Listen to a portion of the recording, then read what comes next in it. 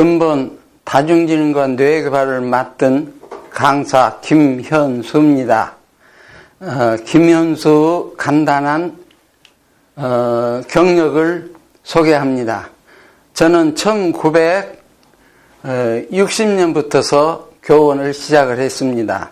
초등학교, 중학교, 고등학교, 대학교, 대학원까지 국내외에서까지 여러 경험을 했습니다. 그리고 여기에 소개된 이 경력을 봐주시면 좋겠습니다. 지금 이러한 강좌를 하게 된 동기는 이 마지막에 있는 전주교육대학교 명예교수로서 현재 소봉-뇌과학교육연구소 소장을 맡고 운영을 하고 있습니다. 그런 의미에서 다중지능과 뇌교육을 어떻게 개발했으면 좋을까 구상해서 말씀을 드리게 됩니다. 이어서 어떤 내용을 말씀드리냐 하면은 대체로 다음과 같이 크게는 3단계로 나누어서 구성을 했습니다. 다중지능 코칭 과정이 있고, 다중지능 코칭 과정으로서는 기본 개념이 대단히 중요합니다. 따라서 다중지능이 무엇인가 이것을 명확하니 제시했고, 두 번째로는 다중지능 과정을 도입해서 기본 원리를 9가지를 제시를 했습니다.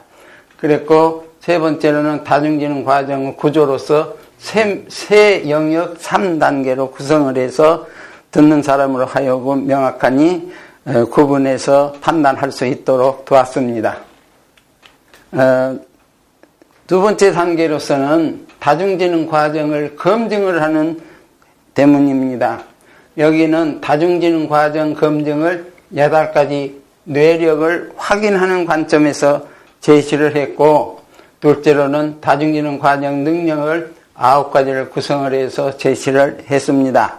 셋째로는 다중지능 과정 9가지 구조를 3영역 3단계 체계로 명료하니 제시를 했습니다.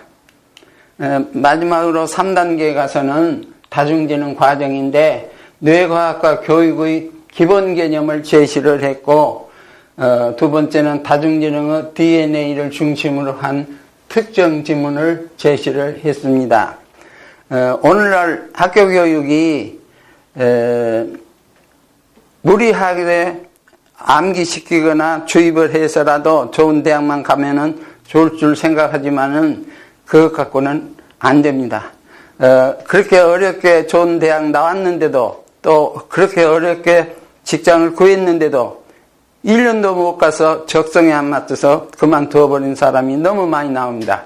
이거는 어렸을 때부터서 개개인의 유전적인 지문을 중심으로 한 개개인의 적성을 정확히 알아가지고 그걸 근거로 해서 8가지 지능을 연결지어서 교육 환경과 교육을 실천하는 것이 유효합니다. 그런 의미에서 다중지능 과정을 마지막으로 이렇게 제시를 합니다.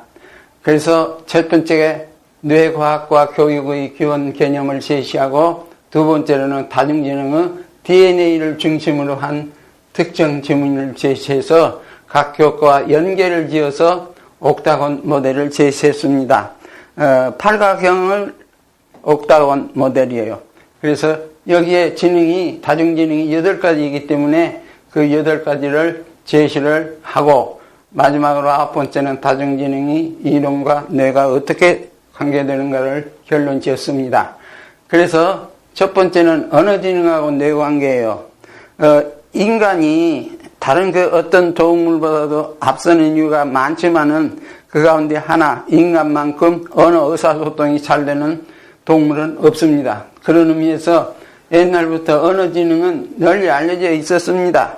그랬다가 1983년에 하버드 가드나이에서 다중지능이 나오고, 그 후로는 종전의 언어지능이 핵심적이라는 것을 재확인했고, 각 교과와 어떤 연계가 있는가도 재확인을 했습니다. 두 번째는 논리수학지능과 뇌입니다.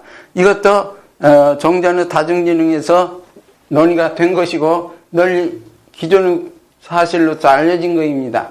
그러나 이 본 강좌에서 논리수학적 지능군 뇌는 다소 그 차원이 다릅니다. 이런 점을 본 강좌를 통해서 확인해 주시기 바랍니다. 세 번째로는 음악지능과 뇌 관계예요. 음악이 리듬이라든지 화음이라든지 다 있지만은 그것을 지능하고 관련 지었을 때 어떤 관계가 있는가, 이런 점을 구분해서 말씀을 드릴 거예요. 네 번째로는 신체운동 지능과 뇌입니다. 아무리 뇌가 발달되고 능력이 있다 하더라도 육체적으로 건강이 손상되어 있을 때는 의미가 없습니다. 그래서 신체 운동을 지능과 연관지어서 어떻게 개발할 것인가, 이런 점을 제시를 합니다. 다섯 번째로는 공간지능과 뇌인데 사물은 공간에가 있습니다. 그래서 형태, 크기, 거리, 방향 등등 여러 가지 공간 점유의 특성을 구명하는 그런 내용을 제시를 합니다. 여섯 번째로는 대인지능인데 인간이 다른 동물끼리 서로 협동해서 살지만은 인간처럼 협동하는 동물 인간관계는 없습니다. 따라서 대인관계가 대단히 중요하고 그 대인관계의 핵심에서 우리는 대인지능을 구명해가지고 활용을 할 것입니다.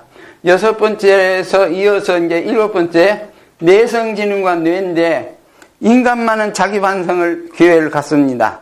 그리고 다른 동물들은 자기 반성의 기회를 가질 수가 있는 능력이 없습니다. 인간은 자기 반성은 물론이고 내 반성을 통해서 타인의 내성적 문제까지도 성찰을 할 수 있는 능력을 갖습니다. 그런 점을 제시할 것 같습니다. 그 다음에 여덟 번째로는 마지막으로 자연지능과 뇌인데 처음에 하워드 가드너는 7가지만 제시했어요. 그리고 여덟 번째 자연지능은 그 후에 추가했습니다. 그런데 인간은 누구고 이 8가지 지능을 다 갖습니다. 그런데 우수한 쪽이 있고 뒤진 쪽이 있어요. 그러니까 우리는 뒤진 쪽은 극복하는 쪽으로, 우수한 쪽은 더 발달한 쪽으로 이렇게 해서 우리가 다중지능 과정을 확인을 하는 의미에서 본 강좌를 제시한 겁니다. 그리고 마지막으로 이런 것들을 다중지능 이론과 뇌를 모듈로서 제시를 합니다. 그렇게 해서 본 강좌를 마칠까 합니다.